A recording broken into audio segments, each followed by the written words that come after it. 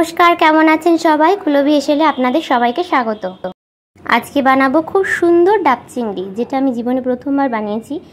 30 টাকা শয়ে চিংড়ি মাছগুলো বেশ বড় বড়, তাই এগুলো এনেছিল, এগুলো দিয়েই বানাবো আজকে। তো প্রথমে আদা রসুন পেঁয়াজ এগুলো কেটে নিয়েছি। সবার প্রথমেই আদা রসুন পেঁয়াজ যা কিছু আছে সেগুলোকে ভালো করে পেস্ট করে নিতে হবে। ডাব চিংড়ি বানাতে গেলে কচি ডাব সব থেকে বেশি ভালো হয়, কিন্তু এই ডাবটা ফাটানোর পর দেখলাম যে শ্বাসগুলো পুরু হয়ে গেছে। এই জলটা সব থেকে আসল, তাই জলটাকে একটা পাত্রে রেখে দেবো। তারপর এবার পেঁয়াজগুলিকে ভালো করে সিদ্ধ করে নিতে হবে পেস্ট করার জন্য। এরপর বানিয়ে নেব সাদা সর্ষে, কালো সর্ষে এবং লঙ্কার একটি পেস্ট। এবং অবশ্যই জলের জায়গায় সেই ডাবের জলটি আমরা ইউজ করব। এর পরের কাজ হলো ডাবের মধ্যে থাকা অংশগুলোকে ভালো করে তার থেকে বের করে একটা পাত্রে রাখতে হবে এবং ডাবের মধ্যে যে শ্বাসগুলো সেইগুলোকে আবার একটা পেস্ট বানিয়ে ফেলতে হবে। এদিকে আমার পেঁয়াজটা সিদ্ধ হয়ে এসেছে, এবার এই পেঁয়াজের একটি পেস্ট বানিয়ে ফেলবো ঝটপট করে। মূলত ডাব চিংড়ি একটা পেস্ট টাইপের, তাই বেশিরভাগ ক্ষেত্রেই সমস্ত রকম পেস্ট দিয়েই এই রেসিপিটা বানানো যেতে পারে। তৈরি হয়ে গেছে আমাদের পেঁয়াজের পেস্ট, দেখুন কি সুন্দর দেখতে।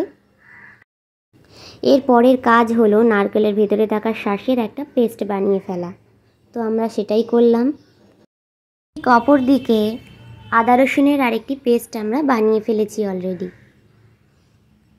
মোটামুটি তৈরি হয়ে গেছে আমাদের সব রকমের পেস্ট। এরপর মাছগুলিকে লবণ হলুদ দিয়ে ভালো করে অল্প আঁচে ভেজে নিতে হবে। প্রথমে কড়াইটিতে তেল দিয়ে সেটা গরম হলে ওভেনটি অফ করে দেবেন, দিয়ে আবার কিছুক্ষণ পর চালু করে আবার সেই তেলটিকে গরম করে তারপর মাছগুলো সেই তেলে ভেজে নেবেন।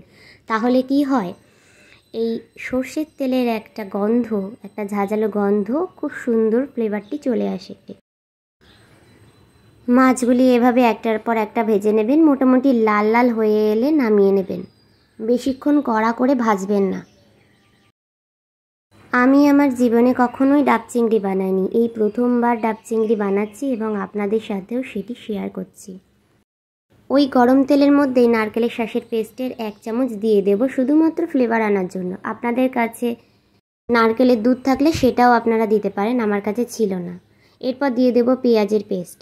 মেন কাজ হলো ভালো করে এই মশলাটা ঘুরিয়ে ঘুরিয়ে তৈরি করতে হবে। এরপর দিয়ে দেব আদা রসুনের পেস্টটি, দিয়ে আবার সুন্দর করে সেটা মাখিয়ে নিতে হবে। এরপর শেষে দিয়ে দেবো সর্ষে বাটা, দিয়ে সুন্দর করে ভালো করে নাড়িয়ে নিতে হবে। এরপর দিয়ে দেবেন নারকেলের দুধ, আমার কাছে ছিল না তাই আমি এমনি দুধ দিয়েছি, দিয়ে আবার ভালো করে সুন্দর করে তারপর পরিমাণ মতো লবণ এবং সামান্য পরিমাণে একটু চিনি দিয়ে সেটা অল্প আছে ভালো করে নাড়িয়ে নিতে হবে। এরপর এমনি জলের বদলে ওই যে ডাবের জলটি ছিল সেটি দিয়ে এই গ্রেভিটা তৈরি করে নিতে হবে। মোটামুটি ফুটে উঠলে মাছগুলো সেই গ্রেভির মধ্যে দিয়ে আবার কিছুক্ষণ ধরে ফুটিয়ে নিতে হবে। দেখবেন একটা সুন্দর ফ্লেভার বের হচ্ছে। লেচি তৈরি করে নেওয়ার পর ডাবের মধ্যে ওই গ্রেভিগুলো দেব, আর ডাবের যে শাঁসটি সেই শাঁসের পেস্টটি একবার করে লেয়ার অনুযায়ী দেব। এভাবে লেয়ার দিয়ে দিয়ে ডাবের মধ্যে সমস্ত চিংড়ি ভাপাটা পুড়ে দিতে হবে। তারপর লেচি দিয়ে ডাবের মুখটা ভালো করে টাইট করে এঁটে দিতে হবে। তারপর গ্যাসের মধ্যে সেটিকে বসিয়ে দিতে হবে। যতক্ষণ না কালো হয়ে আসছে পুরো ডাবটি, ততক্ষণ ধরে ওটাকে পোড়াতে হবে।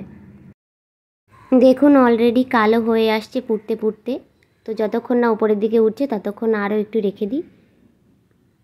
মোটামুটি হয়ে গেছে আমাদের ডাব চিংড়ি, এবার এটা সার্ভ করার পালা। ডাবের মুখটা খুলতেই একটা এত সুন্দর অপূর্ব একটা গন্ধ বেরোলো, সেটার জন্যই মনটা একেবারেই ভালো হয়ে গেল। তো আপনারা ওই রেসিপিটা ফলো করে তৈরি করে অবশ্যই কমেন্ট বক্সে জানাবেন কেমন হলো। ধন্যবাদ।